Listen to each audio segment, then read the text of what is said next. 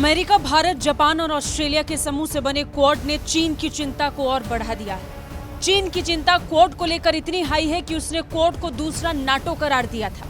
हाल ही में जापान में हुई क्वाड की बैठक के भी कई मायने निकाले गए। अंदाजा है कि क्वाड का विस्तार जल्द हो सकता है। हाल के वर्षों में चीन न केवल भारत पर बढ़त बनाने के लिए हिंद महासागर में अपनी गतिविधियां बढ़ाता नजर आया है, बल्कि पूरे साउथ चाइना सी पर अपना दावा भी ठोक चुका है। उसके इन कदमों को सुपर पावर बनने की कोशिश के तौर पर देखा जाता रहा है।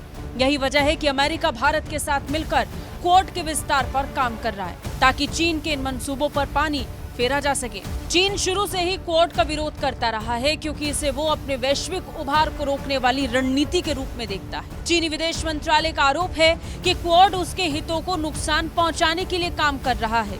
कई मौकों पर चीन क्वाड को एशियाई नाटो तक कह चुका है। चीनी विदेश मंत्रालय के प्रवक्ता वांग वेनबिन ने कहा था कि क्वाड अप्रचलित हो चुके शीत युद्ध और सैन्य टकराव की आशंकाओं में डूबा हुआ है, इसलिए इसका खारिज होना तय है। अब इसे लेकर चीन के एक सीनियर राजनयिक ने चेतावनी देते हुए कहा कि अगर नाटो का विस्तार एशिया प्रांत क्षेत्र में किया गया तो क्षेत्र में उथल पुथल मच जाएगा और संघर्ष का सामना करना पड़ेगा।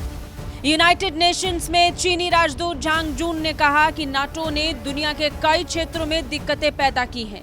नाटो को यूक्रेन में जारी युद्ध से सीखना चाहिए।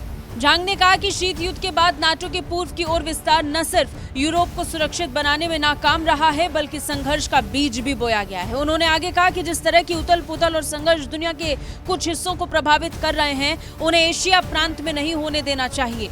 वहीं अमेरिका के राष्ट्रीय सुरक्षा सलाहकार जैक सुलिवन ने चीन पर निशाना साधते हुए कहा, हम चाहते हैं कि चीन यूक्रेन युद्ध को खत्म करने के लिए रूस पर दबाव डाले। हालांकि इस बात के बेहद कम सबूत हैं कि चीन रूस का सैन्य रूप से समर्थन कर रहा था, लेकिन बीजिंग को युद्ध रोकने में मदद करनी थी। चीन अपनी जिम्मेदारी से नहीं बच सकता। बता दें कि चीन क्वाड ग्रुप को लेकर चिंतित है।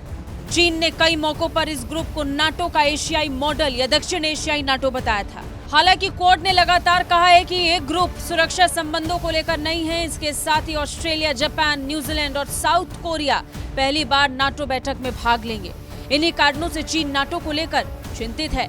ब्यूरो रिपोर्ट, भारत तक।